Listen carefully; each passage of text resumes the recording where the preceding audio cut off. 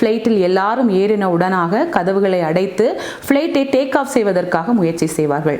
Praise the Lord. அன்பான சகோதர சகோதரிகளே, உங்கள் யாவருக்கும் இயேசு கிறிஸ்துவின் ஈடு இணையற்ற நாமத்தில் வாழ்த்துக்கள்.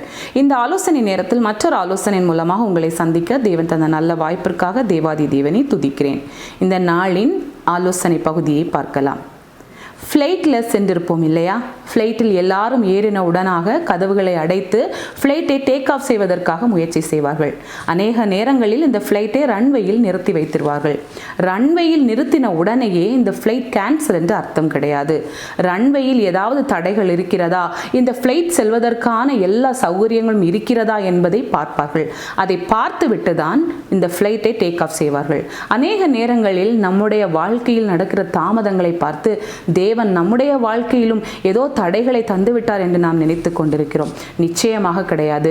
ரன்வேயில் இருக்கிற எல்லா தடைகளையும் உடைத்து நாம் நம்முடைய வாழ்க்கையின் முன்னேற்றத்திற்கு டேக் ஆஃப் செய்ய நல்ல ஒரு சூழ்நிலை இருக்கிறதா என்பதை பார்த்து அவர் நம்முடைய வாழ்க்கையை சீர்படுத்தின பிறகாக நிச்சயமாக நம்மை டேக் ஆஃப் செய்வார். அருமையானவர்களே, நம்முடைய வேத புத்தகத்தில் 1 பேதுரு 5ஆம் அதிகாரம் 10வது வசனத்தில் கொஞ்சம் காலம் பாடு அனுபவிக்கிற உங்களை சீர்படுத்தி ஸ்திரப்படுத்தி பலப்படுத்தி நிலைநிறுத்துவாராக என்ற ஒரு வசனத்தை பார்க்கிறோம்.